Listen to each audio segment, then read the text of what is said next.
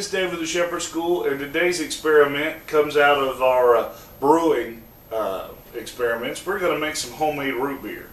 Now, I didn't really intend to do this. It wasn't really a big plan of mine, but the brew shop that I go to that's got the cheese making stuff and the hydroponics and the beer and the wine making equipment, I was looking for some stuff for a fermenter and found root beer extract. They had soda extract and others, but I wanted to make some root beer.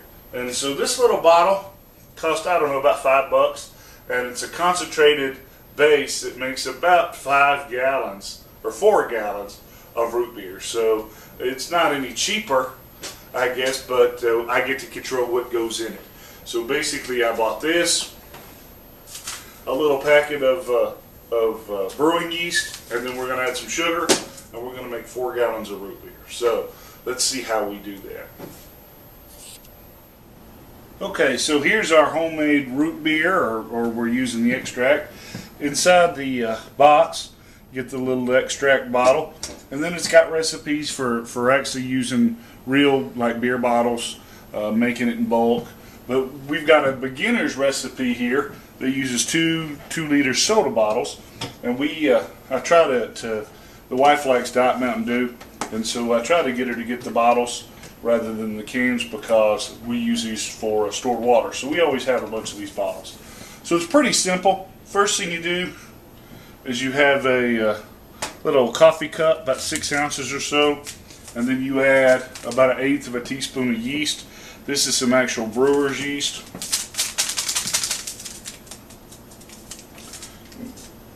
I'm not going to measure 1/8 of a teaspoon.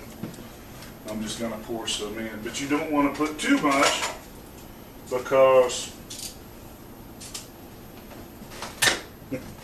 you don't want to overcarbonate it. So.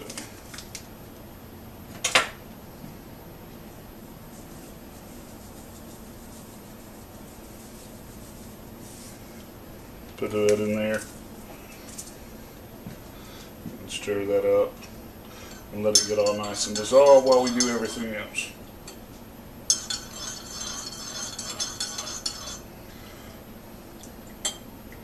Now the recipe calls for using a 1 gallon container to mix everything in, but I don't have one, or at least not one that has a lip. So we're going to do this in a 1/2 gallon, and that won't change anything too terribly much. So what you do now is you add 2 1/4 cups of sugar,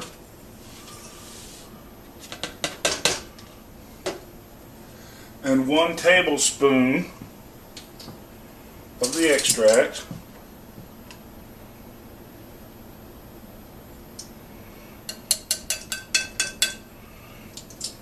That's pretty dark. It's like ink.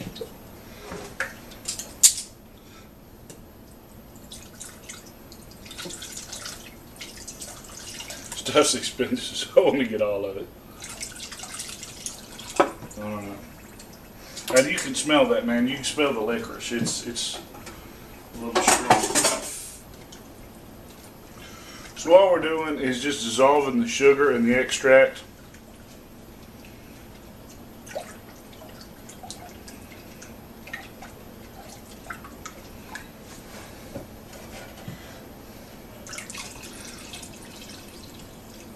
This is a 1/2 gallon container, but it shouldn't matter much because all we're going to do is divide this in half between the 2 containers and then bring them up to about 1.5 or 2 inches from the top to give a little head space for the carbonation.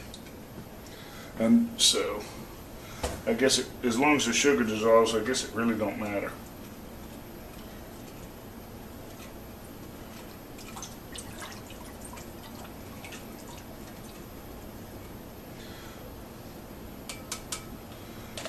So that's done.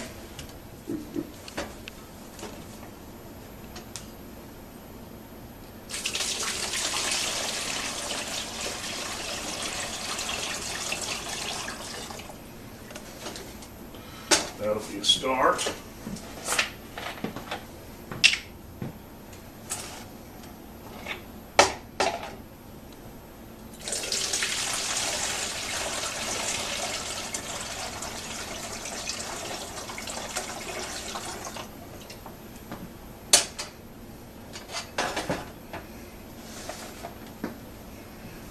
That's pretty even, pretty good.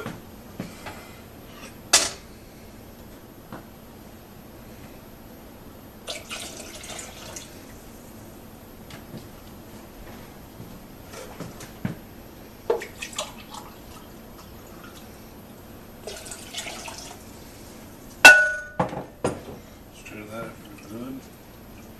Want to make sure I get all my yeasty beasties in there.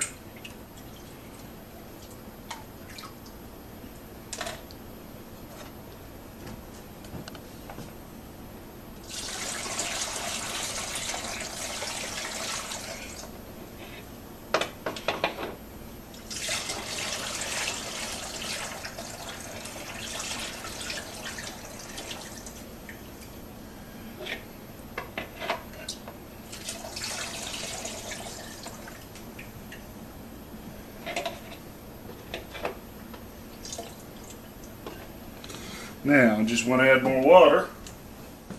Now, when I add this, I'll be up to the recipe of a gallon.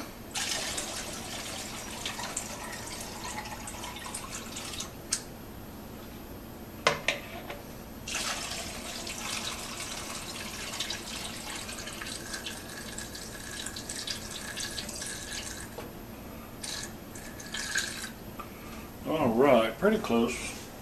We're just going to shake these up, make sure everything mixes real good. And keep these in about 70-degree temperature for about 4 or 5, maybe 6 days.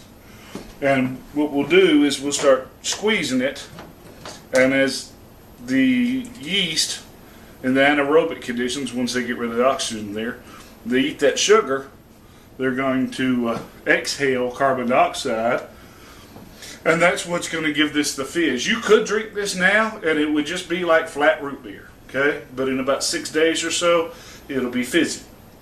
And when that gets to that point, we're going to put it in the fridge so it slows that yeast down, makes it go to sleep, because if you don't, it could theoretically blow up the bottle and spray root beer all over the place, which is giving me a funny look from the wife because I didn't tell her that.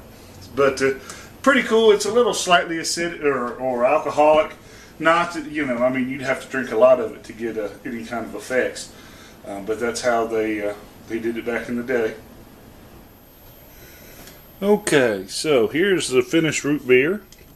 And it's not all that carbonated, but I really don't like it all that carbonated. I kind of get made fun of because I'll shake my Coke up and open the lid and then shake it up and open the lid because I really don't like all my stuff all that carbonated. I like it flat. And if you are doing this and you want it to be more carbonated, just let it sit longer, okay?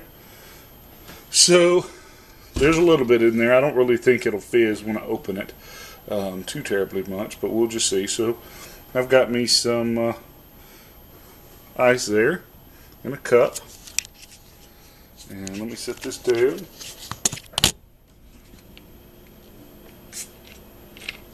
Not a little, it fizzed a little bit.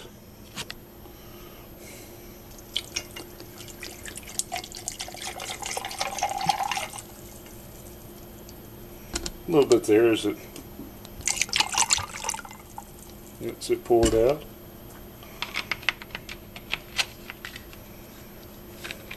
I miss my camera woman.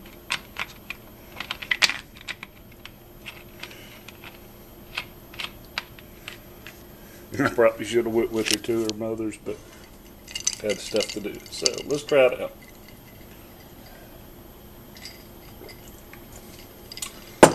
Pretty good, pretty good. That's definitely a do again. Even though I didn't realize till after I did it, but the wife said her daddy'd always tried to get her to drink root beer. She don't like root beer, so I'm gonna have to find a recipe for Mountain Dew. So anyway, that's all there is to it. That's all you got to do to make your own homemade root beer from an extract. Later on, we might do it with actual roots. But anyway, till next time, you can always catch us online at www.tngun.com. I've got a plan, fits my point of view. I'm giving